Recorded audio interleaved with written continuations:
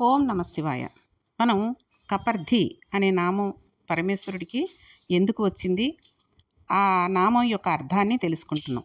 అయితే కపర్ధి అంటే పెద్ద జటాజూటం ఉన్నవాడు అని తెలుసుకున్నాం.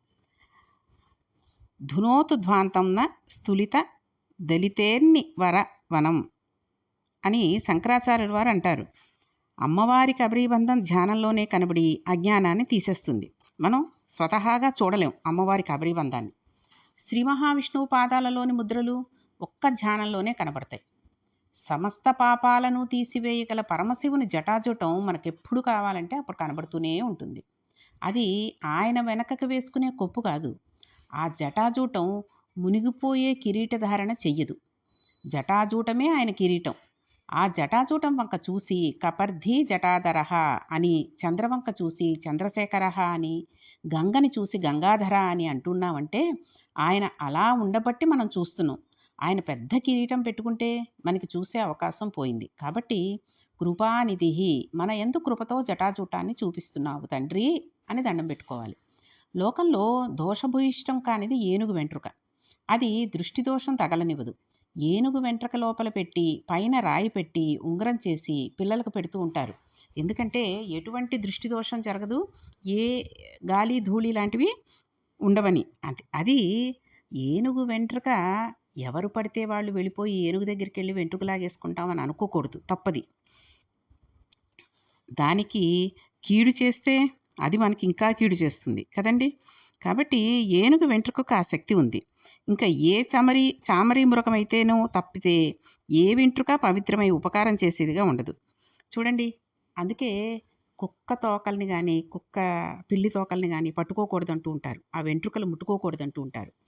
అవి అనేక రకాలైనటువంటి జబ్బుల్ని తీసుకొస్తాయి, అనేక రకాలైనటువంటి పాపాలని వాటి తోకల్లో పెట్టుకుంటాయంటారు. పిల్లి చూడండి, ఎప్పుడూ కూడా పిల్లికి మనం తోక ముట్టుకోవద్దు అని చెప్తూ ఉంటారు.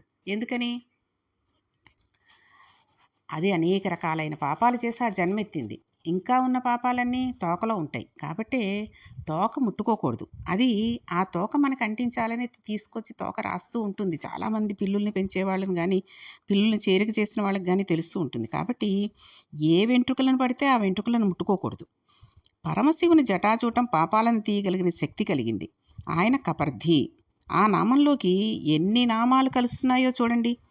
కపర్ధి జటాధర గంగాధర కృపానిధి వ్యోమకేశ. ఆకాశవంత జటాజూటం ఉన్నవాడు వ్యోమకేశ అని కూడా అంటున్నాం. అటువంటి పరమేశ్వరుడు గంగని ధరించాడంటే పట్టుకుని ఉండడం. ఆయన గంగాధరుడు. ఎలా ధరించాడు?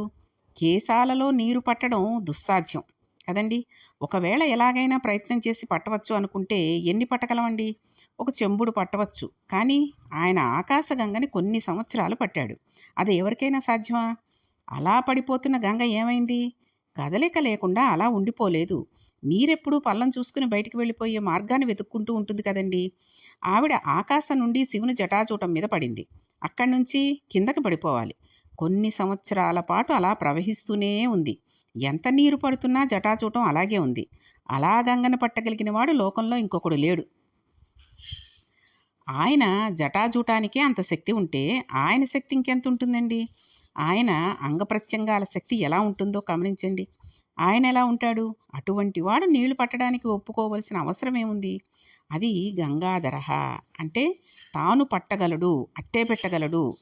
తాను వదలగలను అనుకుంటే వదలగలడు. పట్టడం వలన వదలడం వలన ప్రయోజనం ఎవరికండి? అహంకారం ఎవరిది? గంగాధరహ అన్న నామం దేనితో మొదలంటే, ఒక వంశంలో పుట్టి చాలా దుడుకుతనంతో ప్రవర్తించి చనిపోయిన వాళ్ళు ఉత్తమగతులు పొందడం కోసమని అవతరించడానికి ప్రారంభమైన గంగావతరణ కథ లోకంలో పుట్టిన సమస్త జనావళికి ఉపకారం చేయడం దగ్గర పూర్తవుతూ ఉంటుంది. ఇంత స్థాయిలో ఉపకారం చేయగలిగిన వారు ఈశ్వరుడు తప్పితే వేరొకరుండరు. ఇది ఆయన గొప్పతనం. మనం ఈ గంగావతరణం రామాయణంలో తెలుసుకున్నాం.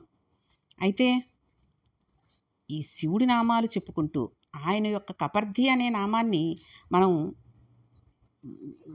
ఆ యొక్క అర్థాన్ని తెలుసుకుంటూ ఈ గంగావతరణాన్ని మళ్ళీ దీని అంతర్గతంగా తెలుసుకున్నాం అనుకోండి, ఇంకో అంత పుణ్యాన్ని సంపాదించుకోవచ్చు, ఇంకో అంత ఫలితాన్ని పొందవచ్చు. కాబట్టి ఈ గంగని ఎందుకు ఆయన అలా పట్టుకోవాల్సి వచ్చింది అనే విషయాన్ని ఒక్కసారి మనం చూచాయిగా తెలుసుకుందాం.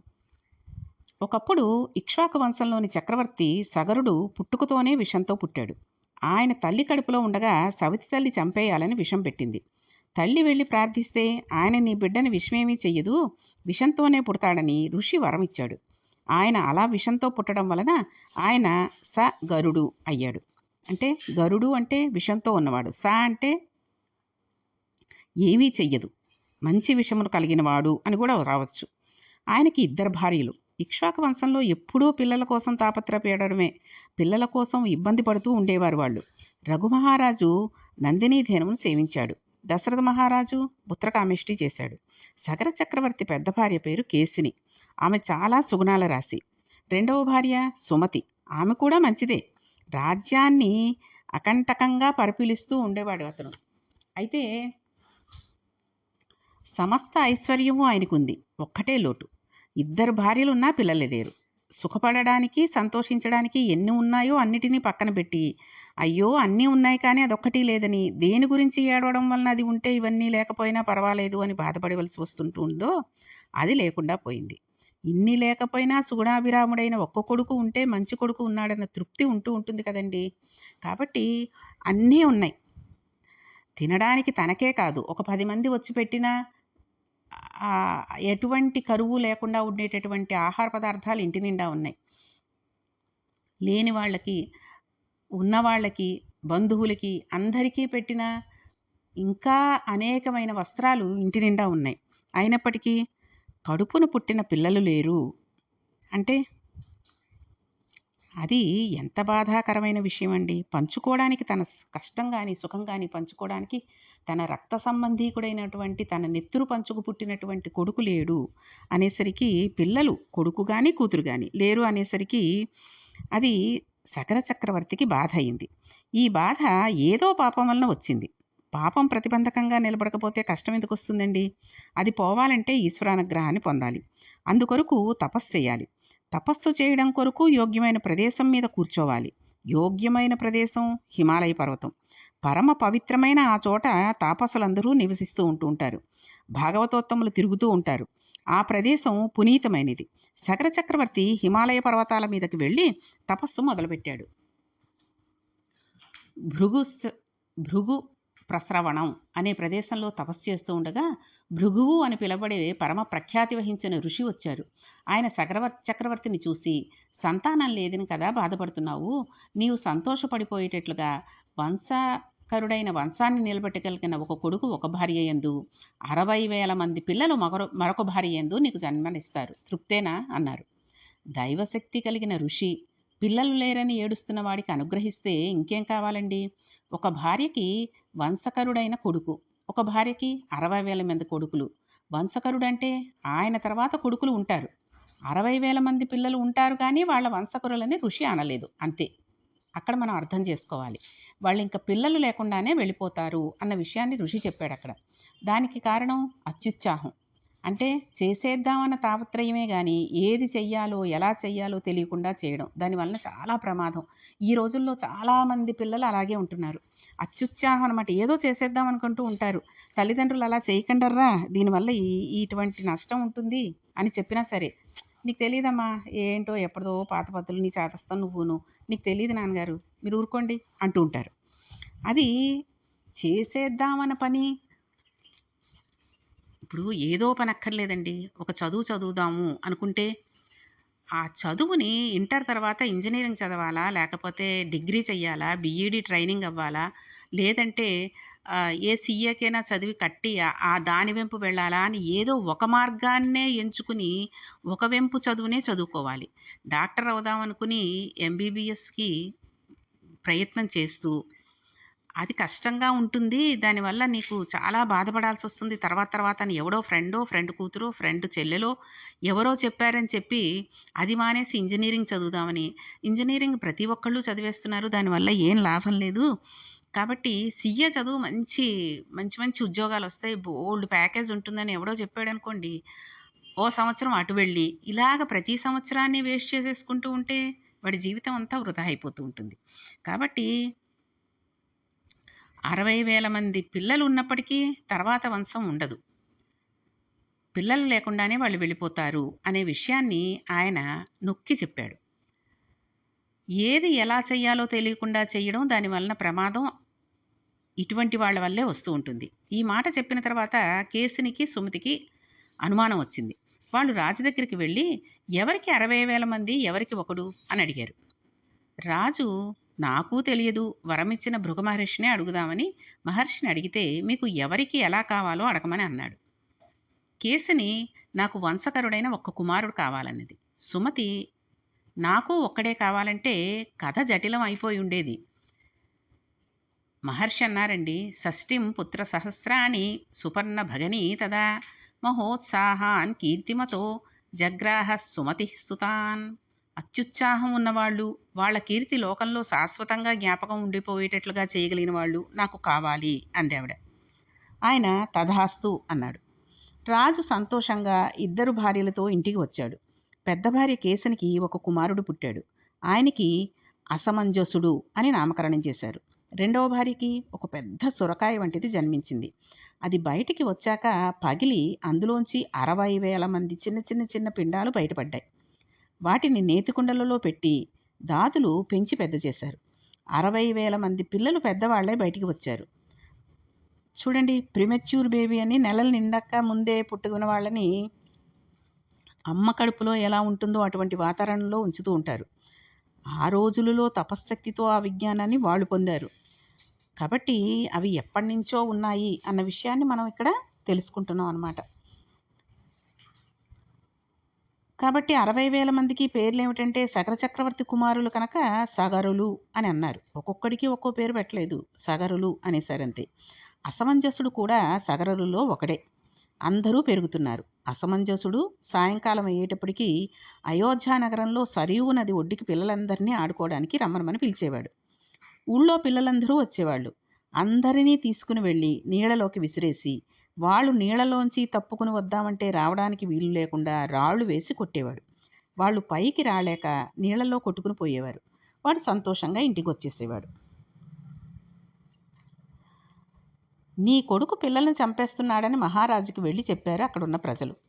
ఆ రోజులలో రాజులు అటువంటి వాళ్ళు. పుత్రమిత్ర శత్రుభేదం లేదు. లోకానికి అపకారం చేస్తున్నాడు అంటే ఆ పిల్లవాడు ఉండడానికి వీలు లేదు. సగర చక్రవర్తి రాజబహిష్కారం విధించాడు. అసమంజసుడు అడవులలోకి వెళ్ళిపోయాడు. అప్పటికి ఆయనకి ఒక కొడుకున్నాడు. ఆయన పేరు అంశుమంతుడు. అతను సగర చక్రవర్తి దగ్గర ఉన్నాడు. చాలా కాలం అయ్యాక సగర చక్రవర్తికి అశ్వమేధ యాగం చేయాలి అనిపించి అశ్వమేధ యాగం చేస్తున్నాడు. గుర్రాన్ని విడిచిపెట్టారు. దానికి అంశుమంతుణ్ణి కాపలాగా పంపించారు. దేవేంద్రుడు గుర్రాన్ని అపహరించాడు. అతడు తన రూపంలో అపహరించలేదు. తస్య పర్వణితం యజ్ఞం యజమానస్య వాసవః రాక్షసీం తనుమాస్థాయ యజ్జీయాస్వమపాహరత్.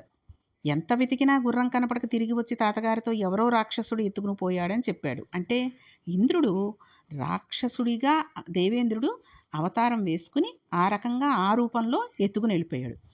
సగర చక్రవర్తి వేదం చదువుకున్న నిష్ఠాగరిష్ఠులైన మహాభక్తులైన ఋషులు ఇంతమంది ఉండగా రాక్షసులు రాలేరు. కాబట్టి ఇదెవరో కావాలని చేసిన పని, ఇది తెలుసుకోవాలంటే భూమండలంతా వెతకాలి అని చెప్పి 60,000 మంది సగరులు ఉన్నారు కదా అని వారిని పిలిచి, యోజనాయామ విస్తారాం ఏకైకో ధరణీతలం బిబిదుః పురుష వ్యాఘ్ర వజ్ర స్పర్శనమైర్నఖై. నఖైలు అంటే గోళ్ళు వజ్ర సమాలుగా ఉంటాయి. భూమిని మీరు పంచుకుని ఒక్కొక్కరు ఒక్కొక్క యోజనం తీసుకుని గోళ్లతో భూమికి గోతులు పెట్టి పాతాళం వరకు వెళ్ళి గుర్రం ఎక్కడుందో వెతికి తీసుకురండి. నేను దీక్షలో ఉన్నాను కనుక లేవకూడదు. అలా లేస్తే అరిష్టం జరుగుతుంది. భూమి అంతా చీల్చి గోతులు పెట్టి కనబడ్డ వాళ్ళందరినీ చంపి వెతికి పాతాళం దగ్గరికి వెళ్ళిపోయారు. భూమి అతలాకుతలమైపోయింది. ప్రాణకోటి నశించిపోతుంది. పృథ్వీ స్వరూపం పాడైపోతుందని దేవతలందరూ చతుర్ముఖ బ్రహ్మ దగ్గరికి వెళ్ళి 60,000 మంది సగరులు భూమినంతటినీ చీల్చి పాడు చేసేస్తుంటే ఈ ఆగడాల నుంచి కాపాడేవాడు లేడా అని అడిగారు. శ్రీ మహావిష్ణువు భూమినంతటినీ కాపాడుతూ ఉంటాడు. ఆయన వసుదేవుడు. భూమి ఆయనది. ఆయనదైన భూమిని ఆయనే రక్షించుకుంటాడు. అటువంటి వాడు ఇప్పుడు కపిలుడన్న నామంతో పాతాళ లోకంలో తపస్సు చేస్తున్నాడు. 60,000 మంది ఇంత మహోత్సాహంతో ఉన్న కారణం చేత ఆ అత్యుత్సాహమే వాళ్ళ కొంప ముంచేస్తుంది. శ్రీ మహావిష్ణువు తనదైన భూమిని రక్షించుకోవడానికి వాళ్ళని చంపేస్తాడు. మీరు వాళ్ళని ఆపుదామని ప్రయత్నం చేయకండి. వాళ్ళు ఉత్సాహంతో ఆయనకి కోపం వచ్చేటట్లుగా చేస్తారు. ఆయనకి కోపం వస్తే ఆయుధం పట్టుకోనక్కర్లేదు. ఒక్క హుంకారం చేస్తే 60,000 మంది చచ్చిపోతారు. మీరు భయపడకుండా వెళ్ళిరండి అన్నాడు. సగరులు అంతా వెతికినా కనపడకపోతే, నాన్నగారు 60,000 యోజనాల మేర భూమిని అంతటినీ కింద గోతులు పెట్టి తవ్వి చూసినా కనబడలేదు అంటే, ఆయన కనపడకపోతే యజ్ఞం నుండి ఎలా లేస్తాను? లేస్తే దీక్ష పాడైపోయినట్లే. దీక్ష కానీ పాడైపోతే ఉగ్రమైన ఫలితాలు వస్తాయి. దీక్షా స్వీకారం ఎంత గొప్పదో నియమం పాటించడం అంత ముఖ్యం. అందుకే ఏది పడితే ఆ దీక్ష, ఆ పూజలు, ఆ నోములు, ఆ వరాలు, ఆ వ్రతాలు అవి చెయ్యకూడదని చెప్తూ ఉంటారు. కొన్ని కొన్ని రకమైన సాత్వికమైన స్వభావంతో ఉండే దేవతల పూజలే మనం చెయ్యాలి. మిగిలినవన్నీ ఇళ్లలో చేయకూడదు, గుళ్ళలోనే చెయ్యాలి. చూడండి, ఈ రోజుల్లో వారాహి అమ్మవారి పూజని చేస్తున్నారు. చాలామంది చేశారు. బహుశా అది నేను అనుకోవడం ఒక రాజకీయ నాయకుడు చేస్తున్నాడనే ఉద్దేశంతో వీళ్ళందరూ మొదలు ఈ సంవత్సరమే ఎక్కువగా కనిపిస్తోంది. ప్రతి సంవత్సరం చేస్తున్నారేమో నాకంత తెలీదు కానీ, ఆ అమ్మవారి పూజ చెయ్యాలంటే ఆవిడ పూజ చేసేటప్పుడు ఈవిడ అసలు లలితాదేవి యొక్క ఈ ఆవిడ దగ్గర ఉండేటటువంటి సర్వ సైన్యాధ్యక్షురాలుగా ఉండేటటువంటి ఆవిడ పేరే వారాహి అమ్మవారు అని శాస్త్రం చెబుతూ ఉంటుంది. కొన్ని కొన్ని పురాణాలలో ఉంది. కాబట్టి ఆవిడని పూజ చేయడానికి ఇళ్లల్లో పూజలు, మనమడులు, మనతడులు చాలవు. కాబట్టి దేవాలయాలలో కూడా ఎవరినీ లోపలికి రానివ్వకుండా, అమ్మవారిని ముట్టుకోనివ్వకుండా ఆ పూజ అది ఆ పూజారి గారే చేసి చాలా మడిగా ఆవిడకి నైవేద్యం అది పెట్టిన తర్వాతే మిగిలిన పనులు కూడా చేసుకోవాలి. కాబట్టి ఇటువంటివి అలా చేయకుండా వేరేగా చేస్తే ఆవిడది ఉగ్రరూపం. కాబట్టి ఏమాత్రం ఎటు నుంచి ఏం చేసినా అది ఫలితం వేరే విధంగా ఉంటుంది. అంటే మనకి సత్ఫలితాన్ని ఇచ్చే బదులు దుష్ఫలితాలని ఇస్తూ ఉంటుంది. కాబట్టి ఇటువంటివి చేసేటప్పుడు చాలా జాగ్రత్తగా ఉంటూ ఉండాలి. కాబట్టి దీక్ష పెడితే ఆ దీక్ష పాడైపోతే ఉగ్రమైన ఫలితాలు వస్తూ ఉంటాయి. దీక్షా స్వీకారం ఎంత గొప్పదో నియమం పాటించడం అంత ముఖ్యం. లేస్తే వ్యతిరేక ఫలితాలు వస్తాయి. నేను లేవకూడదు. మీరు తీసిన గోతులలో నుండి పాతాళం వరకు వెళ్ళండి. కింది లోకాలలో ఉన్న గుర్రం కనబడాలి కాబట్టి వెళ్ళండి అన్నాడు. మళ్ళీ 60,000 మంది బయలుదేరి భూమికి తీసిన గోతులలో నుంచి పాతాళ లోకానికి వెళ్ళారు. 60,000 మంది తూర్పు దిక్కుకు వెళ్ళారు. తూర్పు దిక్కున పెద్ద ఏనుగు నిలబడి ఉంది. దాని కుంభస్థలం మీద భూమి ఆనుకుని ఉంది. ఆ ఏనుగుకు విరూపాక్షం అని పేరు. దానికి నమస్కారం చేశారు. భూమిని అన్ని దిక్కులకు మోసే ఏనుగులు దిగ్గజాలు అంటాం. దానికి భూమి మోసి మోసి కుంభస్థలం నొప్పి పుడుతుంది. ఆ నొప్పి సర్దుకోవడానికి ఒకసారి తల కదుపుతుంది. అప్పుడే భూకంపాలు వస్తూ ఉంటాయి.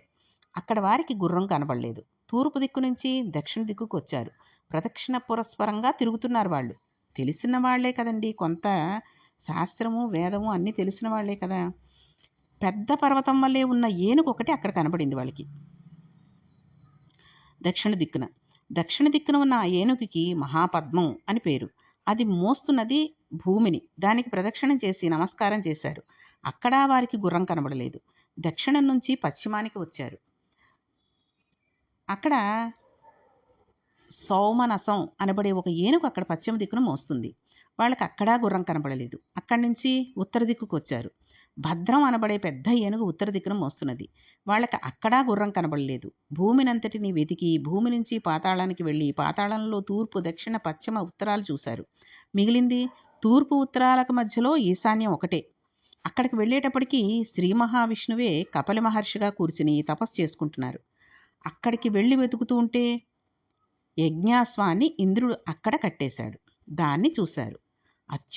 అత్యుత్సాహంతో కనుక ఆలోచన తక్కువ కదండి. అంత ఉత్సాహంతో ఉన్న వాళ్ళకి ఆలోచన అనేది గబుక్కున పోతూ ఉంటుంది. ఎంతకాలం నుంచి వెతుకుతున్నాం, నాన్నగారు దీక్షలో లేవకుండా కూర్చున్నారు, ఎవరు కట్టి ఉంటారు అని వాళ్ళు అనుకున్నారు. వాళ్ళు అలా అనుకున్నప్పుడు వాళ్ళకి అక్కడ ఎవరు కనబడ్డారు, ఆ తర్వాత వాళ్ళు ఏం చేశారు అనే విషయాన్ని మనం రేపటి పారాయణంలో తెలుసుకుందాం. ఓం నమః పార్వతీపతియే హర హర మహాదేవ శంభో శంకర.